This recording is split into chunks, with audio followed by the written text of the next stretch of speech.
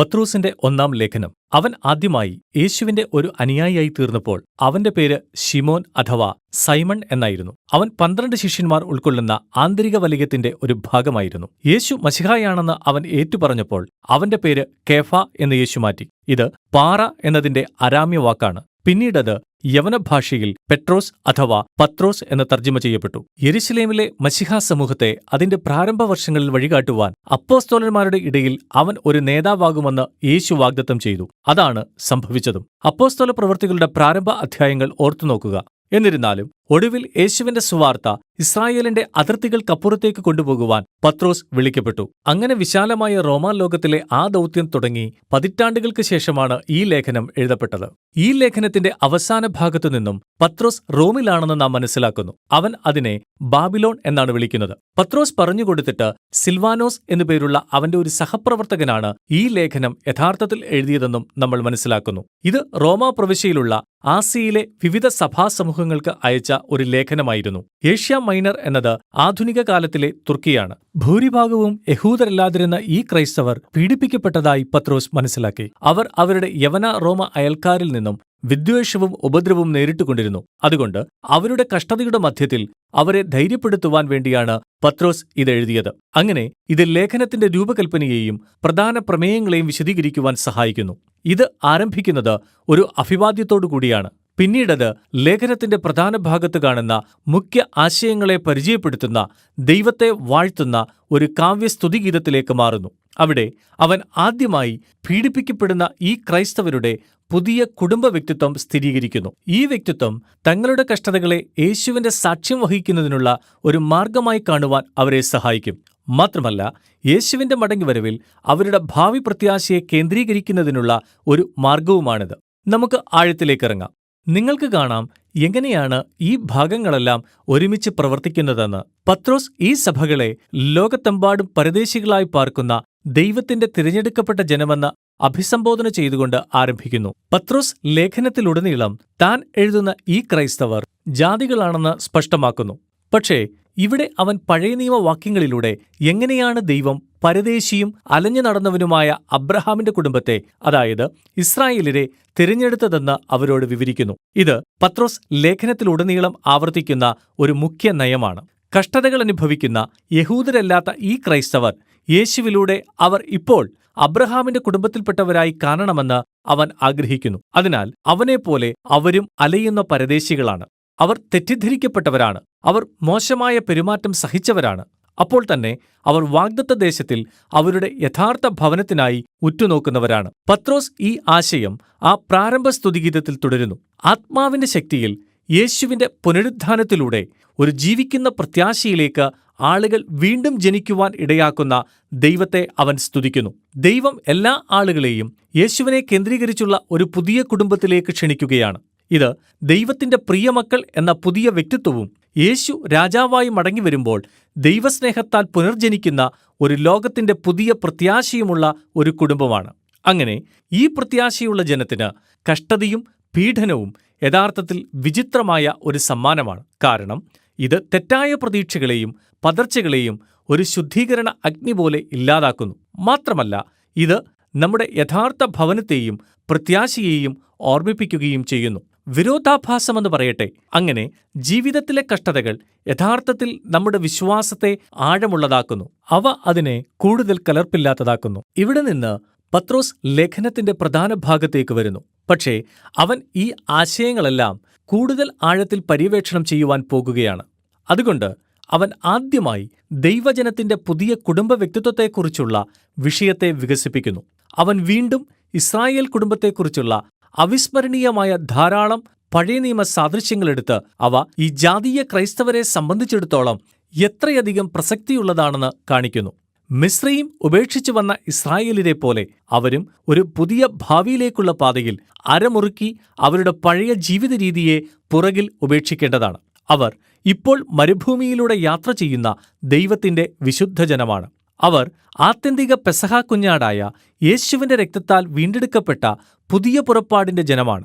അവർ ഹൃദയങ്ങളെ പുനഃസ്ഥാപിച്ച് മനസ്സുകളെ പുതുക്കി ദൈവവചനത്തെ ഹൃദയത്തിന്റെ ആഴത്തിൽ സ്വീകരിച്ച പുതിയ ഉടമ്പടിയുടെ ജനമാണ്. അവർ യേശുവിൽ തന്നെ അടിസ്ഥാനമിട്ട പുതിയ ദേവാലയമാകുന്നു. മാത്രമല്ല, അവർ പുരോഹിതന്മാരുടെ ഒരു പുതിയ രാജ്യമാണ്. അവർ രാഷ്ട്രങ്ങൾക്ക് ദൈവത്തിന്റെ പ്രതിനിധികളായി അവനെ ശുശ്രൂഷിക്കും. ഇപ്പോൾ പീഡിപ്പിക്കപ്പെട്ട ഈ ജാതീയ ക്രൈസ്തവരിൽ അത്ഭുതകരമായ ഈ അലങ്കാരങ്ങളെല്ലാം പ്രയോഗിക്കുന്നതിലൂടെ പത്രോസ് അവരുടെ കഷ്ടതകളെ തികച്ചും ഒരു പുതിയ കഥയിൽ ഉൾപ്പെടുത്തുകയാണ്. ഇത് അടുത്ത ഭാഗത്തേക്ക് നയിക്കുന്നു. അവരുടെ ഉപദ്രവങ്ങൾക്ക് യഥാർത്ഥത്തിൽ ജാതികളുടെ മധ്യത്തിൽ ദൈവകരുണയുടെ സാക്ഷ്യം വഹിക്കുക എന്ന ലോകത്തിലെ അവരുടെ ദൗത്യത്തിന് കൂടുതൽ വ്യക്തത കൊണ്ടുവരുവാൻ സാധിക്കും. അതിനാൽ പത്രോസ് ആദ്യമായി അവരോട് റോമൻ നിയമത്തിന് കീഴടങ്ങുവാൻ പ്രോത്സാഹിപ്പിക്കുന്നു. അത് ദുസ്സഹമായിരുന്നാലും, അതെ, അവരുടെ പീഡനവും അവരുടെ കഷ്ടതയും അനീതിയാണെന്ന് അവൻ സമ്മതിക്കുന്നു. പക്ഷേ അക്രമാസക്തമായ പ്രതിരോധം ഒന്നിനെയും പരിഹരിക്കുന്നില്ല. മാത്രമല്ല, ഇത് തന്റെ ശത്രുക്കളെ കൊല്ലുന്നതിനു പകരം അവരെ സ്നേഹിക്കുന്ന യേശുവിന്റെ ഉപദേശങ്ങളെ വഞ്ചിക്കുകയാണെന്ന് പ്രത്യേകം പറയേണ്ടതില്ല. പത്രോസ് പിന്നീട് യേശുവിനെ അനുഗമിക്കാത്ത കുടുംബനാഥന്മാരുള്ള റോമാ കുടുംബങ്ങളിൽ താമസിച്ചിരുന്ന ക്രൈസ്തവ അടിമകളും ഭാര്യമാരും അഭിമുഖീകരിച്ച വളരെ ദുഷ്കരമായ അവസ്ഥയെ പ്രത്യേകം എടുത്തുകാണിക്കുന്നു. പ്രശ്നം ഇതായിരുന്നു: കുടുംബത്തിലുള്ള എല്ലാവരും കുടുംബനാഥന്റെ ദൈവങ്ങൾക്ക് കീഴടങ്ങി അവരെ ആരാധിക്കണമെന്നാണ് പ്രതീക്ഷിക്കപ്പെടുന്നത്. അതുകൊണ്ട് യേശുവിനോട് കൂറുകാണിക്കുന്നത് സംശയങ്ങൾക്ക് ഇടയാക്കുമെന്ന് പത്രോസ് അറിഞ്ഞിരുന്നു. പത്രോസ് പറയുന്നു, ഇത് സത്യമാണ്. റോമാ ഭാര്യമാരും അടിമകളും ഉൾപ്പെടെ എല്ലാ ക്രൈസ്തവരും യേശുവിനാൽ പൂർണ്ണമായും സ്വതന്ത്രരാക്കപ്പെട്ടവരാണ്. പക്ഷേ ആ സ്വാതന്ത്ര്യത്തെ അവർ പ്രകടമാക്കേണ്ടത് കലാപത്തിലൂടെയല്ല, യേശു ചെയ്ത അതേ രീതിയിൽ തിന്മയെ എതിർക്കുന്നതിലൂടെയാണ്. അതായത്, നിങ്ങളുടെ ശത്രുക്കളോട് സ്നേഹവും മഹാമനസ്കതയും കാണിക്കുന്നതിലൂടെ. എന്നാൽ ഭർത്താവും ഒരു ക്രൈസ്തവനായ ഭവനങ്ങളിൽ ഇത് ഒരു വ്യത്യസ്തമായ കഥയാണ്. റോമാക്കാരായ അയൽക്കാരിൽ നിന്നും തികച്ചും വ്യത്യസ്തമായ നിലയിൽ അവർ തങ്ങളുടെ ഭാര്യമാരോട് പെരുമാറണം. ആദരവിനും ബഹുമാനത്തിനും യോഗ്യരായ അവരെ ദൈവമുമ്പാകെ തുല്യരായി പരിഗണിക്കേണ്ടതാണ്. അവർ ദൈവത്തിന്റെ കരുണയുടെ സാക്ഷികളാവുകയും യേശുവിന്റെ വഴികളെക്കുറിച്ചുള്ള മനോഹരമായ സത്യം ആളുകളെ കാണിക്കുകയും ചെയ്യുമ്പോൾ യേശുവിന്റെ സ്നേഹത്തിന്റെയും വിചിത്ര രാജ്യത്തിന്റെയും ഈ അനുകരണം അവരുടെ വാക്കുകൾക്ക് ശക്തി നൽകുമെന്ന് പത്രോസ് പ്രത്യാശിക്കുന്നു. പക്ഷേ പത്രോസ് യാഥാർത്ഥ്യമായി കാര്യങ്ങളെ കാണുന്നവനായിരുന്നു. ക്രൈസ്തവർ തുടർന്നും ഉപദ്രവിക്കപ്പെടുമെന്ന് അവൻ അറിഞ്ഞിരുന്നു. അതിനാൽ അവൻ അവരുടെ ഭാവി മഹത്വീകരണത്തെക്കുറിച്ച് അവരെ ഓർമ്മിപ്പിക്കുന്നു.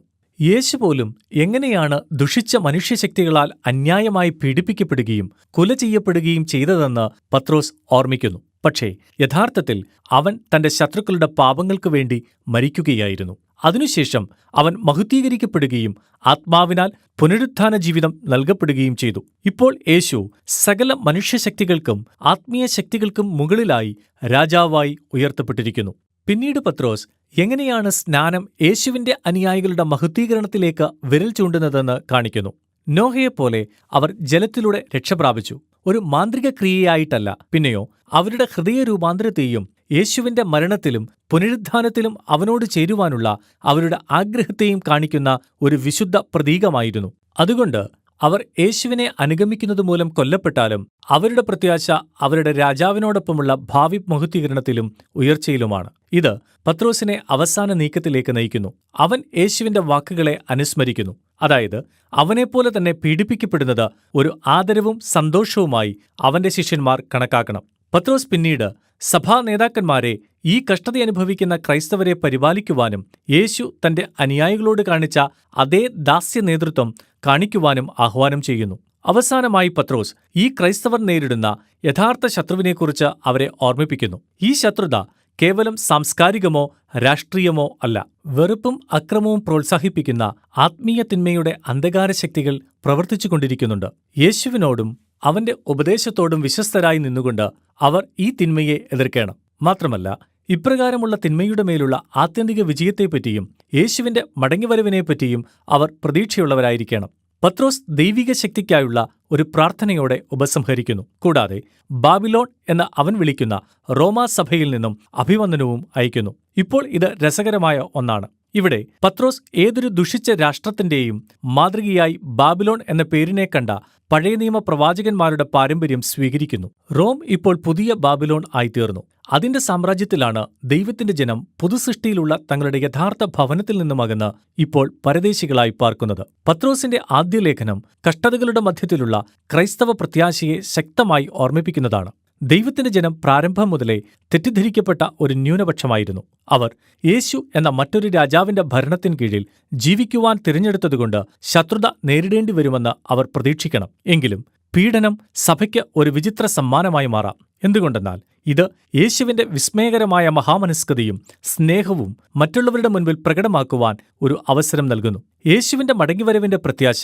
ഇത് ചെയ്യുവാൻ നമ്മെ ഒന്നുകൂടെ പ്രേരിപ്പിക്കുന്നു. ഇതാണ് പത്രോസ് എഴുതിയ 1-ാം ലേഖനത്തിന്റെ ഉള്ളടക്കം.